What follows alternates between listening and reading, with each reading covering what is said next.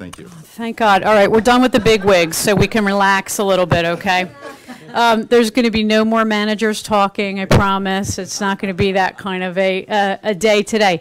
Sam and I are here to try to break down what is Office 365, how do you get it. Sam's going to do an in-depth demo of the product. We love to have an interactive session, so if you've got a question, feel free to, shout it out. We're from Philadelphia, so we're used to people shouting at us. It's quite okay. So we're just going to go over real quick, what is the cloud?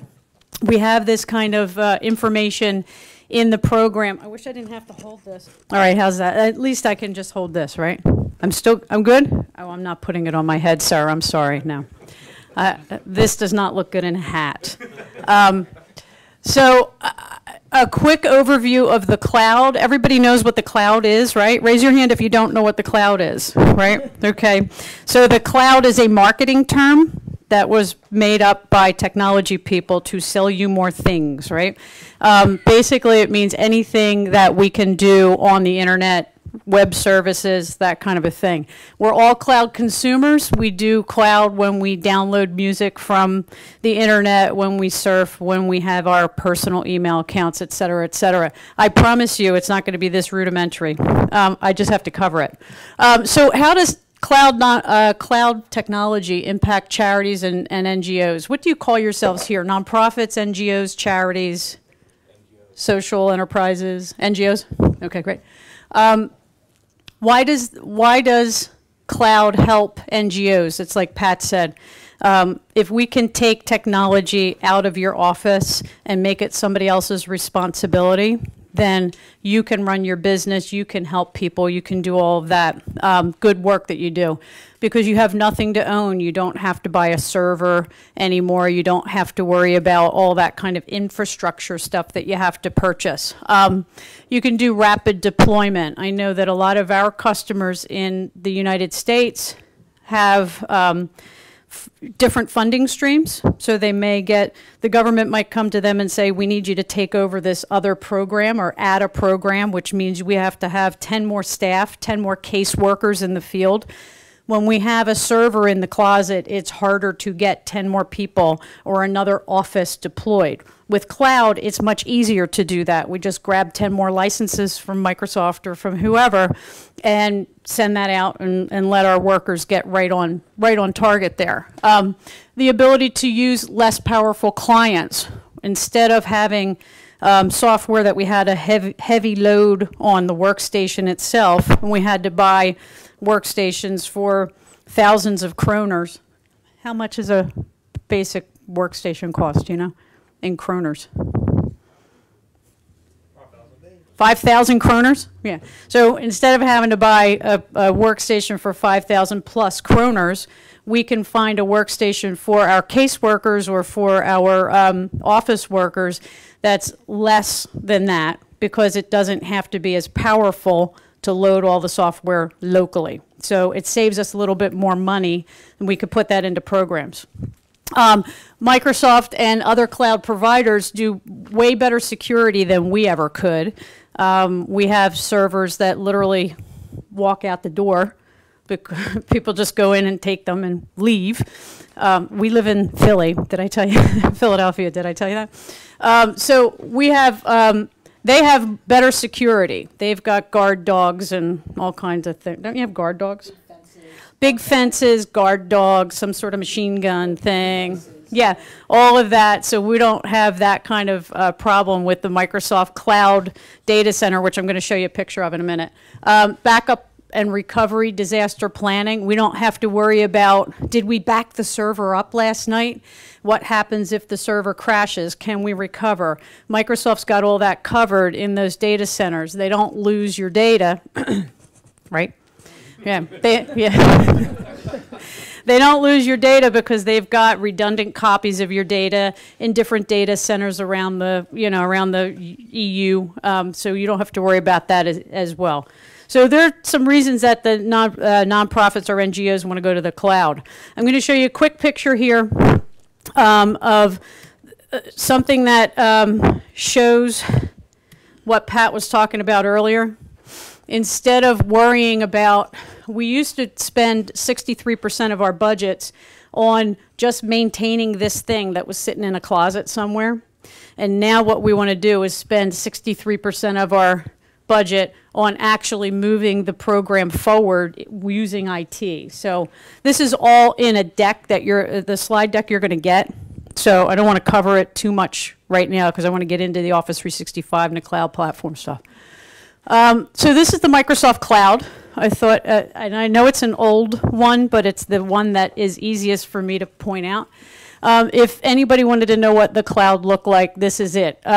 So it's not glamorous by any means. So there's these big warehouses that they have. The best one, if you want to look it up, Microsoft will show you the one that's located in Dublin, which is the one that you use, is the closest one for here. You can go online and do a lot of research about it, and they have different pictures. But basically, it's a warehouse full of container trucks, and inside of each container truck are rows and rows of servers. So this is the inside of one of those trucks. And what they do is they build these out, and they've got all of the server stuff loaded on there. They've got redundant disks and all that stuff that IT people used to have to worry about, including me. They've got it there.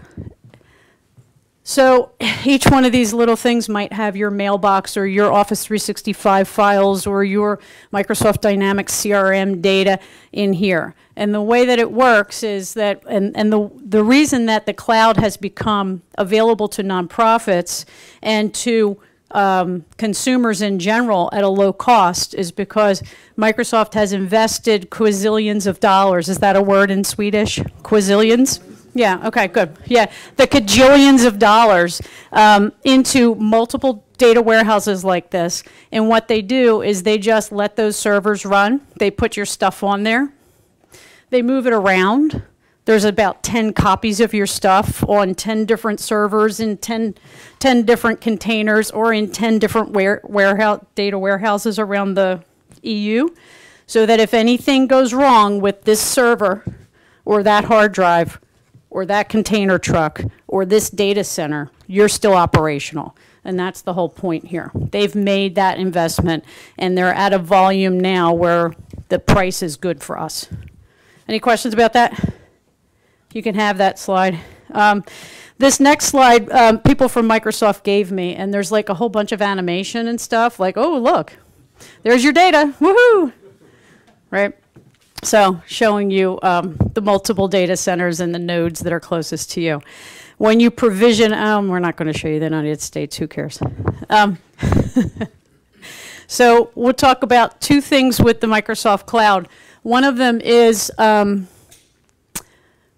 the Azure stack. So one of the things that Microsoft has is this stack of services that they've built on what they call an Azure platform. And that Azure platform allows us to build out things like servers if we want to provision an Active Directory server, but let Microsoft host that for us. Or if we need a SQL server and let Microsoft host that for us. We can go ahead and do that with Microsoft Azure. It's a platform that IT professionals can get in there and do server type stuff with, programming and that kind of stuff. Today we're going to be talking about this one. This is Microsoft's online services. This is the Microsoft engineers already did all that GUI stuff in the back, and we can play with the user-facing stuff. So email, file sharing, those kind of things that our users take advantage of on a daily basis. We're mainly going to be working with today Microsoft Office 365. We're also going to talk about Skype and Yammer, which are part of the Office 365 suite.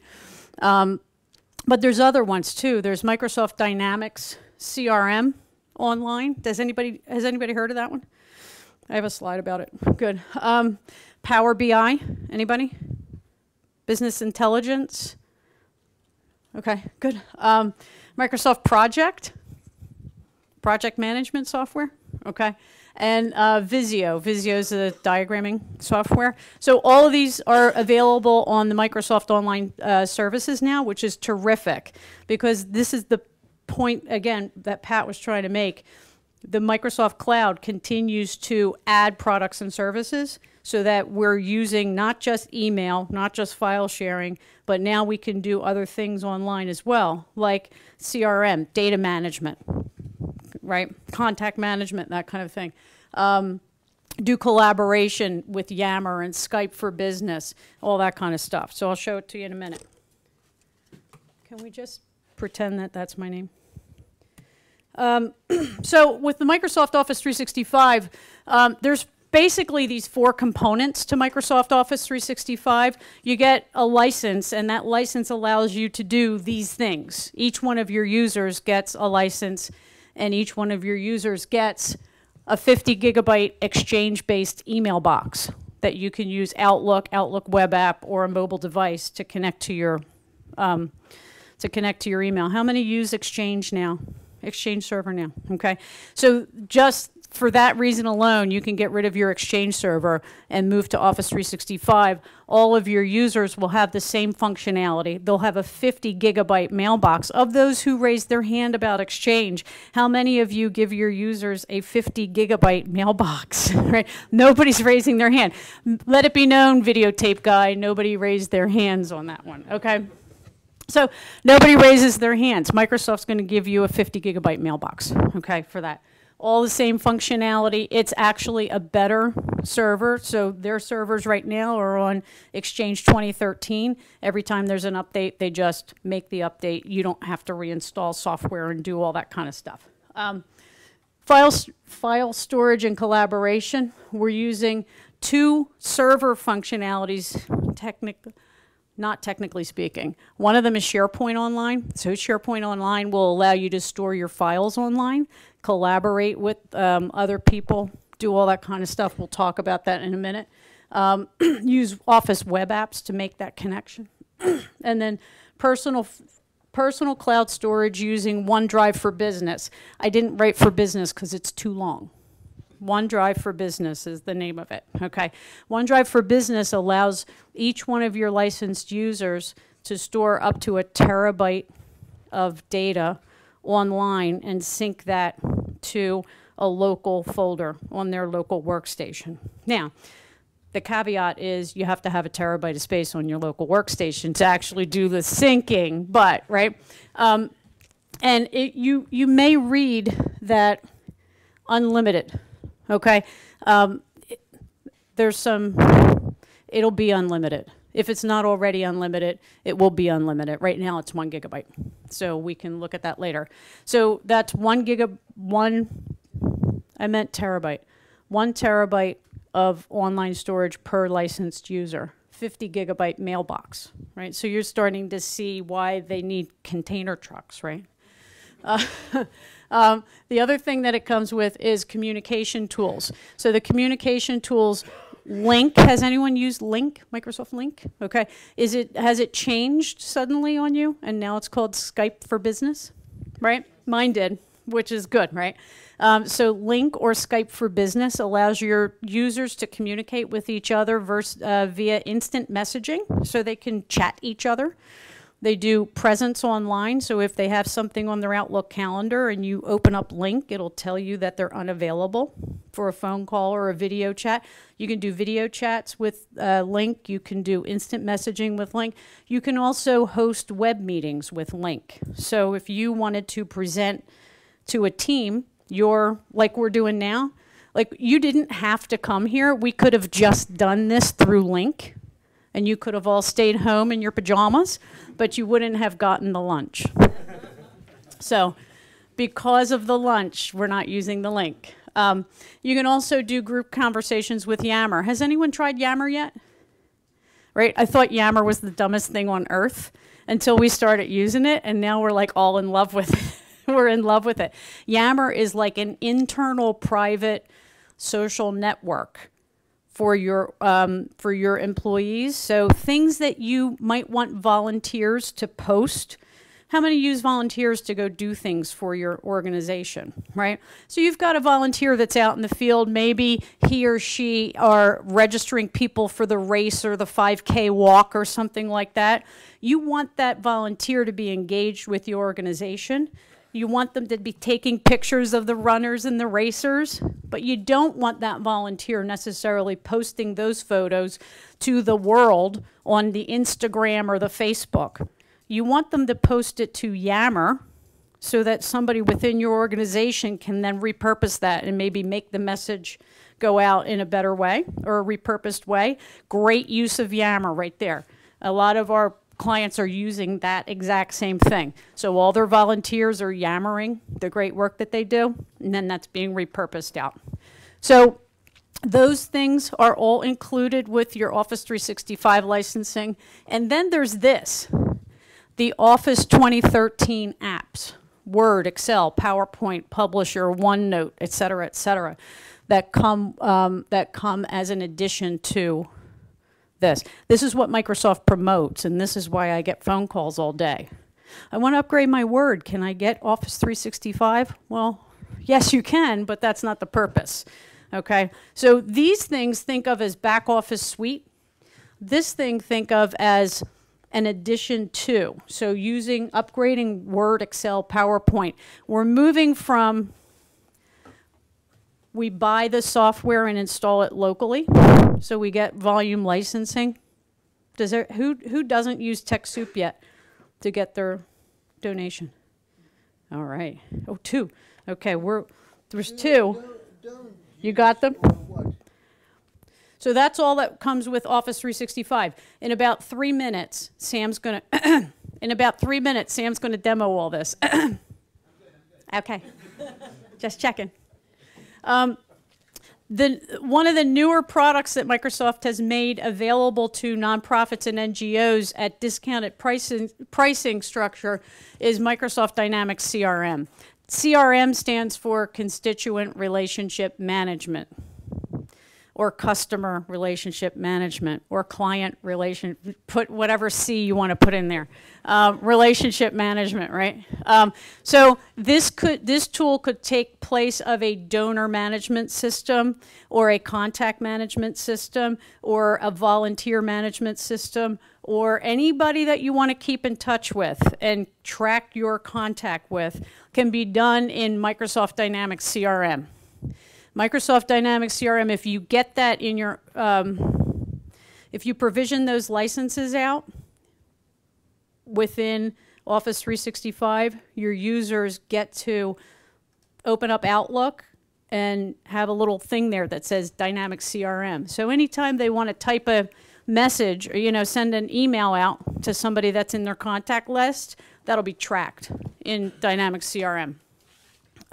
So it integrates with Outlook, Office 365, and Power BI. So it's a nice tool to keep. And again, one of the benefits here is that all of the data within that database is stored on the Microsoft servers and accessible and available anywhere in the world. As long as you have an internet connection, you can get to your stuff. You don't have to take notes at the event and then run back into the office and retype them all to keep track of who showed up at your event, because you have to go back to the server and type it all in.